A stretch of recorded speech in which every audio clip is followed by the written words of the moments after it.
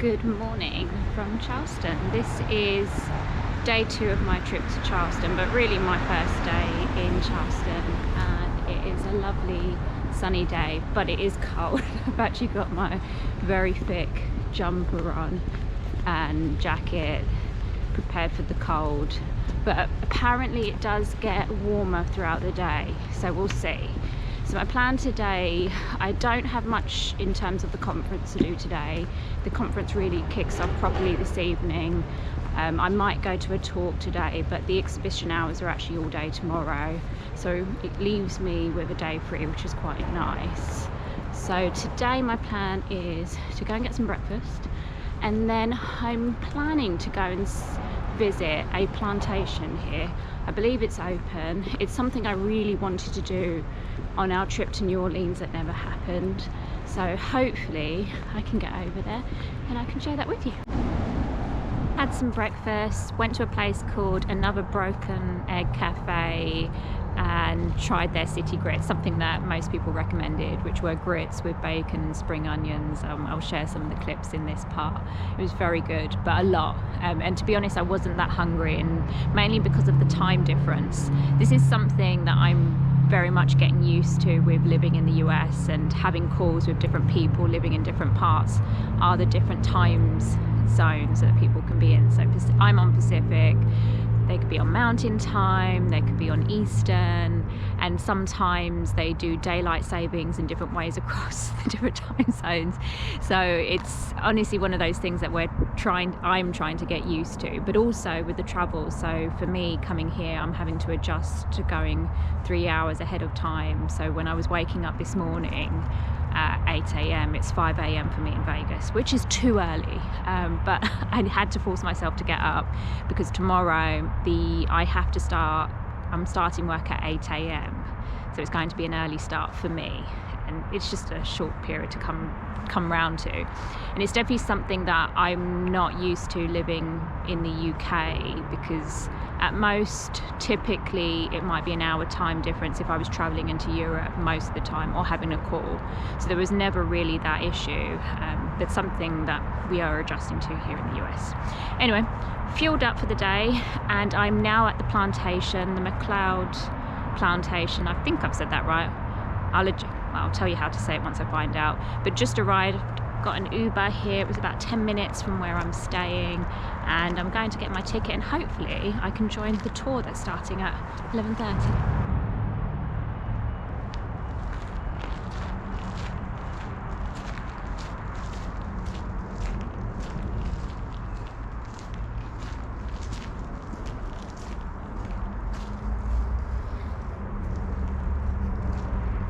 Made it in time to do the tour at 11:30. That was the main thing. I wanted to make sure, because they do them on the hour, and didn't really fancy hanging around for the next tour. So excited for that. It was $20 for adults to be on the plantation, and the tour's up to you whether you want to do it. You just need to be there on the hour if you want to join the tour. The grounds so far are pretty impressive, and it's what I imagined. It's one of the things why I was really wanting to do this in New Orleans. It's coming from the UK, you see these sorts of places in films and documentaries, so being able to see it in person is pretty incredible.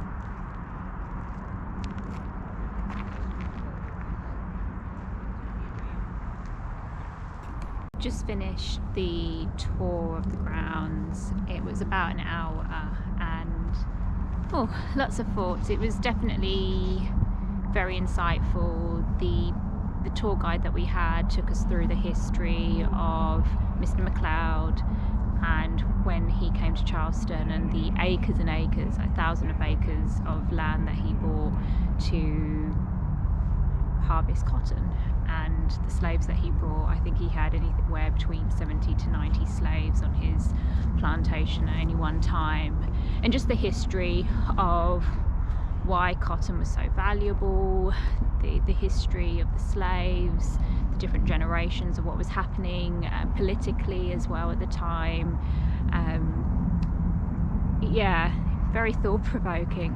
What's interesting about the US for me, and it was something that I was thinking about during the tour, in the UK, when I went to school, you never really learn about history of, like, racial history, when you think about the different generations of people that came to the UK, the British Empire, what they were doing. That was not something that is taught at school.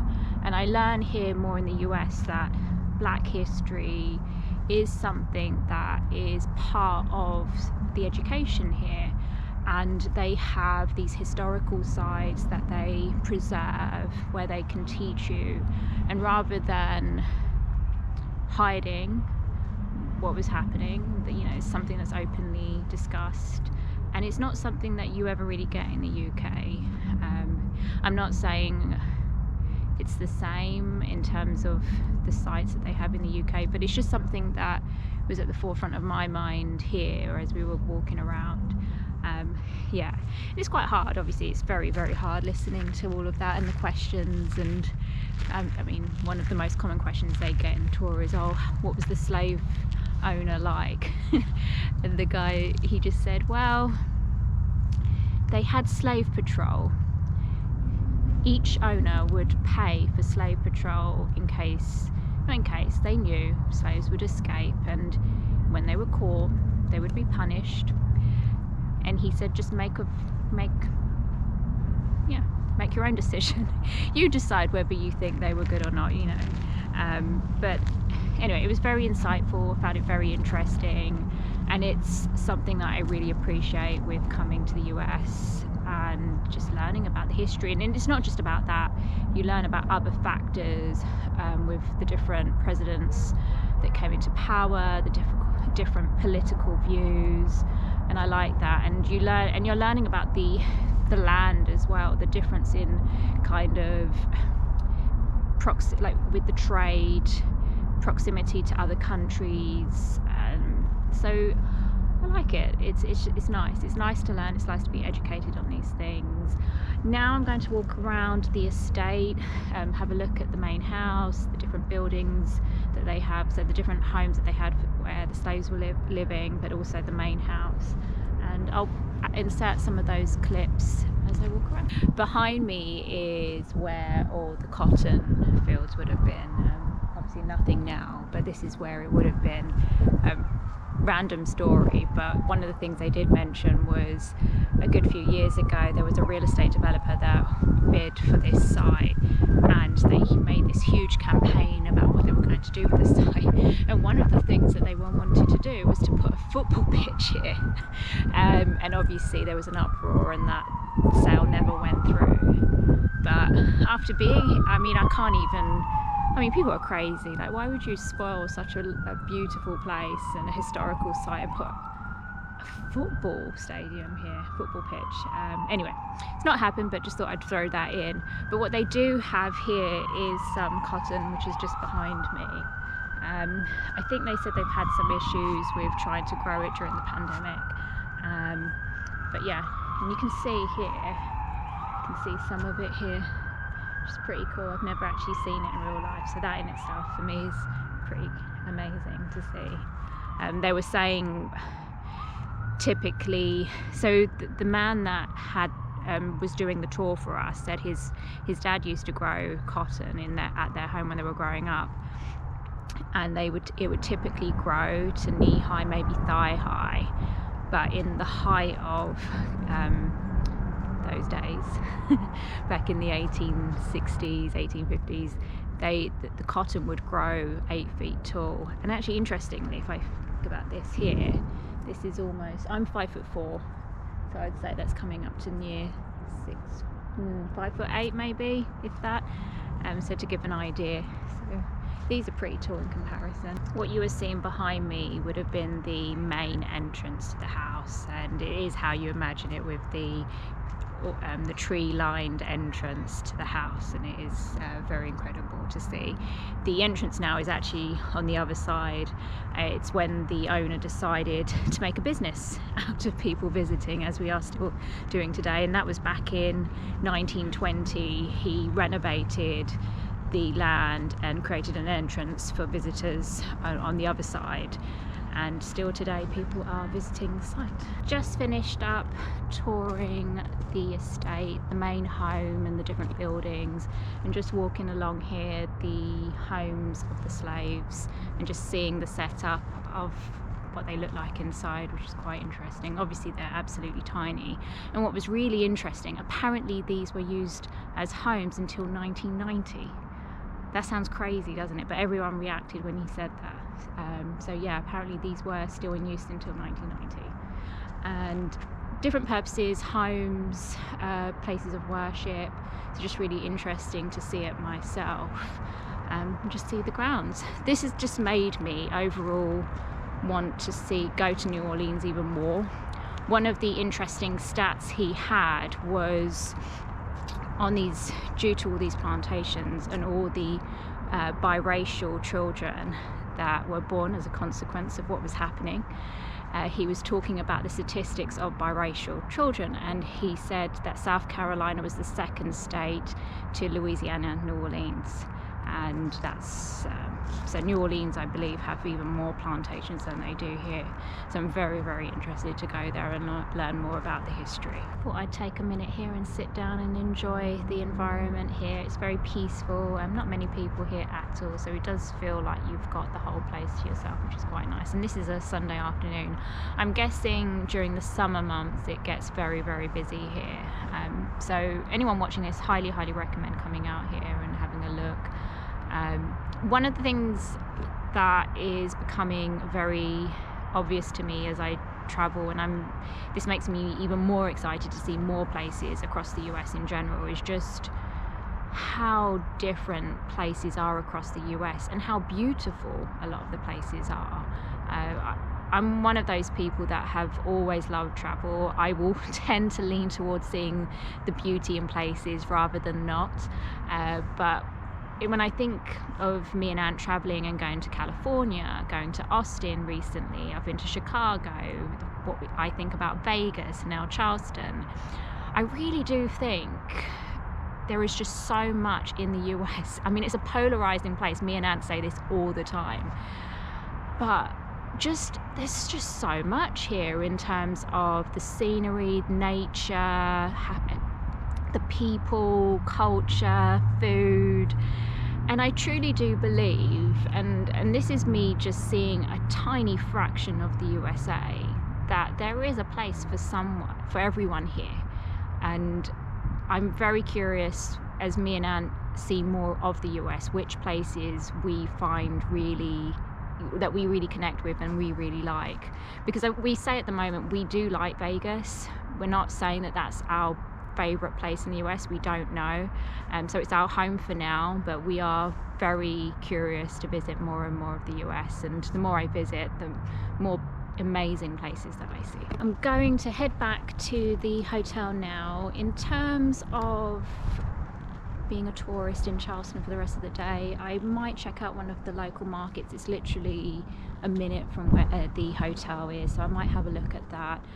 Other than that, I think that's it for my trip for Charleston in terms of visiting places, because I won't really have much time with the conference. I'm planning on seeing a talk this afternoon. There's a welcome reception, and then I'll be working all day tomorrow, and then my flight leaves at 9 AM on Tuesday. But I'll see what else I'll get to see whilst I'm on this trip.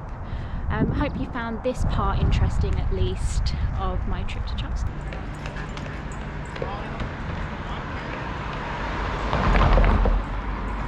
Have some free time, so I've decided to head out into Charleston, just in and around the hotel, and I'm heading straight down towards a place called Battery Park. And I couldn't help but notice these signs here. all weapons, including concealed firearms, open carry, are prohibited on these premises. And it's something I've noticed at the when I went to the plantation as well, and a few other places, and that's something I've not seen in Vegas. And these are just the differences that you pick up when you go to different states, but I just thought I would share that with you. As I'm walking around, I'm seeing a lot of these horse-drawn carriages. I think this is the third one I've seen.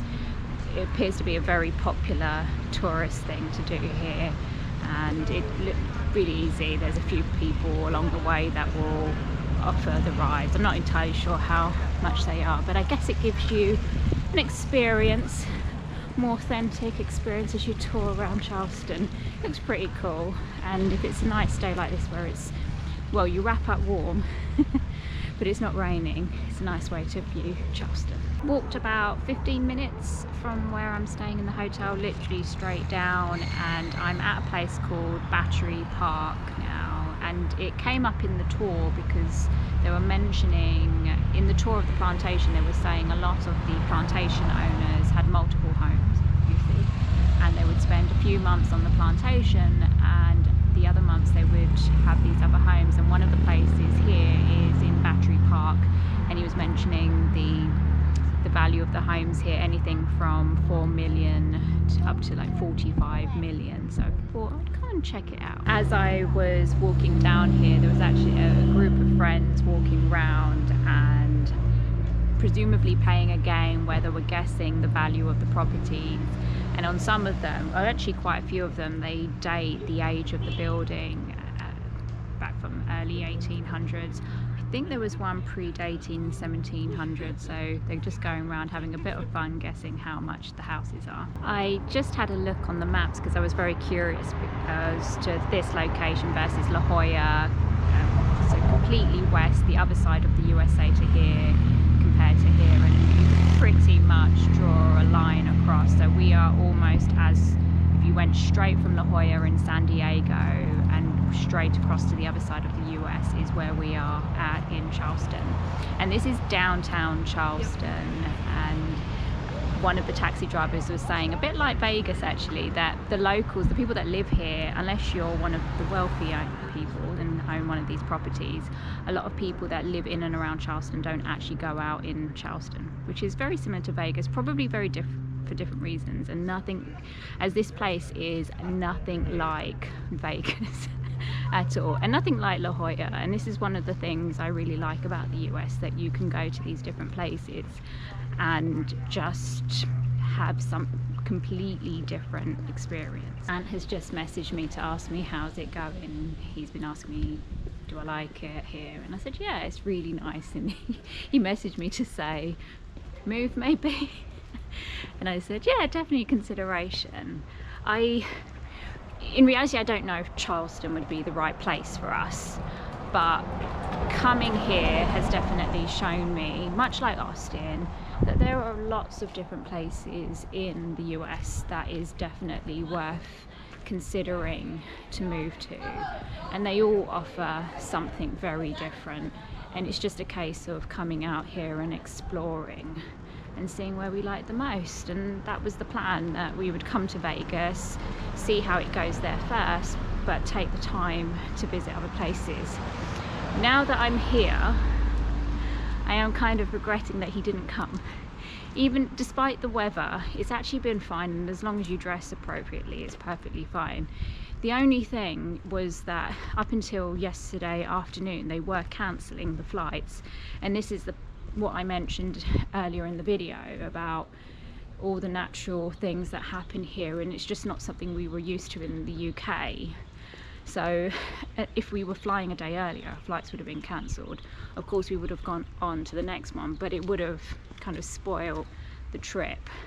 But yeah, I am now thinking that it's a shame that he didn't join me, because I think he would have liked that. He would have enjoyed the tour, he would have enjoyed walking around and just seeing it for himself. But instead he gets to watch the video like you guys. Anyway, I'm going to stop the video there for this trip, because I know there won't be much happening after this. It will be me in a conference and then me traveling back home. But do let me know what you think. Have you enjoyed this? Because My intention was to do this a bit different to how I've done my other videos, in that I really want to show you kind of the places I go to, what it's like, and really get to share other places other than Vegas with you, especially for those of you that are considering the move to the USA. Had to pause recording here. So one thing I have picked up here, much like California, lots of people out walking, out with their dogs.